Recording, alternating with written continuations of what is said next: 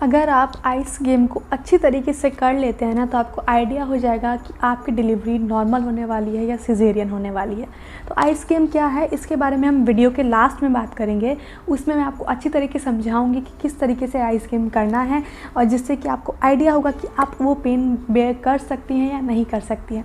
तो प्लीज़ इस वीडियो को लास्ट तक देखिए।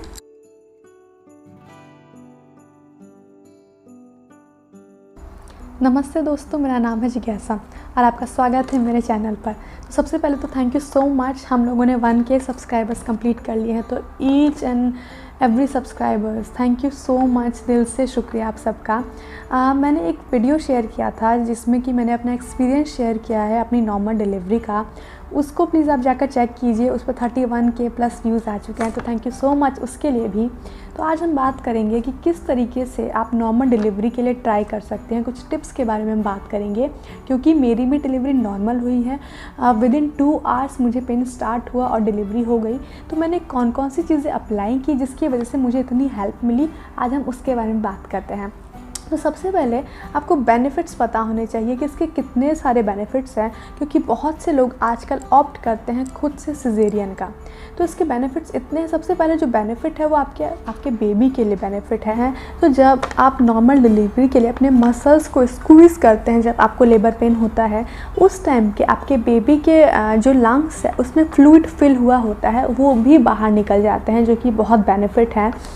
इसके अलावा जो दूसरा बेनिफिट है आपके बेबी के लिए, वो है जब आपका बेबी नेचुरल तरीके से बाहर आता है तो वो कुछ एंजाइम्स, कुछ बैक्टीरिया साथ में इन्गल्फ करते हुए आता है, जो कि आपके बेबी के इम्यूनिटी को बाद में इम्प्रूव करता है, इम्यूनिटी को इंक्रीज़ करने में बहुत हेल्पफुल है।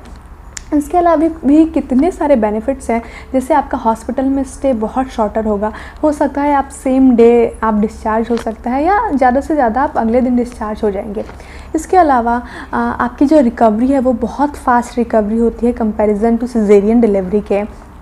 और आपका वेट गेन नहीं होता है ज़्यादा, क्योंकि सिजेरियन में बहुत ज़्यादा वेट गेन होता है, और इसके कॉन्ट्रास्ट में जो नॉर्मल डिलीवरी है उसमें लोग उतना वेट गेन नहीं करते हैं, और उनके लिए बाद में वेट लूज़ करना भी उतना ही आसान होता है।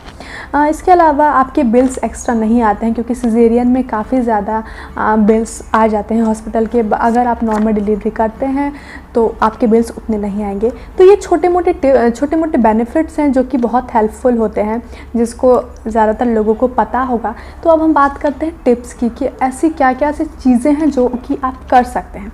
तो सबसे पहला टिप जो मैं आपको देना चाहूँगी वो है, स्ट्रेस से दूर रहिए।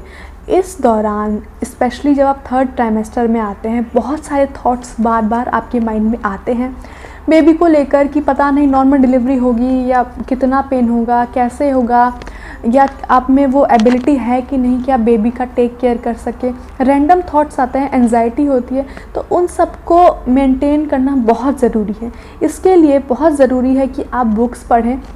आप प्रेगनेंसी बुक्स पढ़ सकते हैं, मोटिवेशनल बुक्स पढ़ सकते हैं, आप मेडिटेट कीजिए। मेडिटेशन एक खुद में एक मेडिसिन की जैसे काम करता है, तो प्लीज़ मेडिटेट कीजिए। आप अपने क्लोज़ वन से बात करते रहिए, आप अपने पार्टनर के साथ अपनी प्रॉब्लम शेयर कीजिए, अपने पेरेंट्स के साथ अपनी प्रॉब्लम शेयर कीजिए। तो किसी को अपने पास रखिए हमेशा, जिससे कि आप अपने इन इमोशंस को शेयर कर सकें, जिससे कि आपको हेल्प मिलेगी नॉर्मल डिलीवरी में।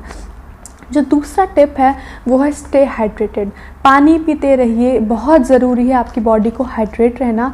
पानी के साथ आप नारियल पानी भी पी सकते हैं, नारियल पानी भी काफ़ी हेल्पफुल होता है। तो हमेशा अपने आप को हाइड्रेट रखना बहुत ज़रूरी है।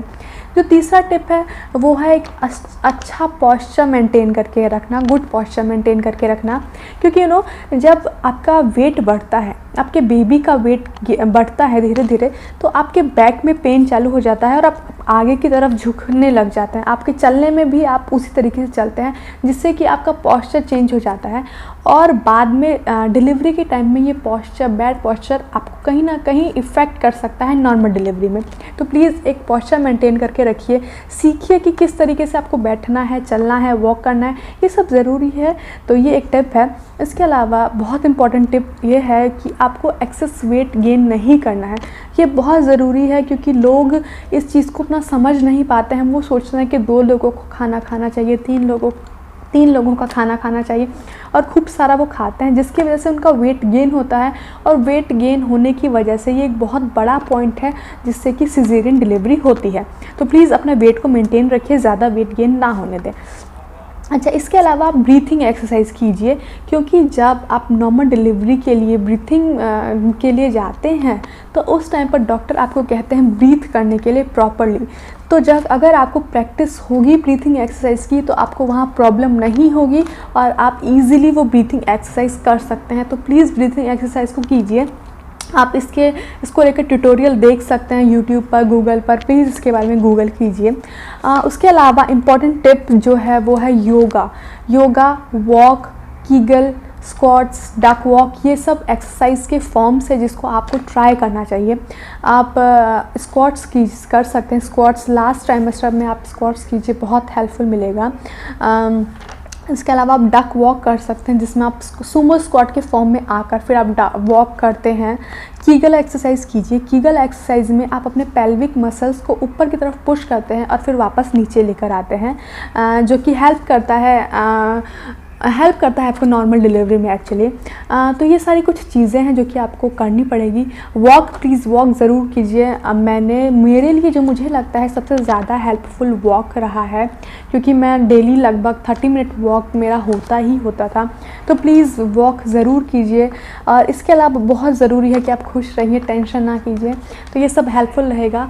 उम्मीद करती हूँ कि आप लोग को ये टिप्स थोड़े कुछ हेल्पफुल लगे होंगे। प्लीज़ इनको इनकॉर्पोरेट कीजिए। तो अब हम बात करते हैं आइस गेम की, कि आइस गेम क्या है। तो आइस गेम एक्चुअली आप अपने पार्टनर के साथ ट्राई कर सकते हैं या किसी के साथ भी आप ट्राई कर सकते हैं। आपको करना क्या है, आपको 1 से 2 आइस क्यूब आप अपने हाथों में रखिए, उसे ऐसे मुट्ठी में बंद करके रखिए और अपने पार्टनर से कुछ बात कीजिए और आप देखिए कि आप उस आइस को कितनी देर तक रख सकते हैं। 60 सेकंड तक होल्ड करने का ट्राई कीजिए। उसके बाद आप सेकंड स्टेज में आप वॉक करते टाइम अपने आइस को अपने पास रखिए इस तरीके से और कोशिश कीजिए उसको आप होल्ड करने का। फिर नेक्स्ट स्टेप में आप अकेले प्लेस पर साइलेंस में आप उसको अपने हाथों में रखिए।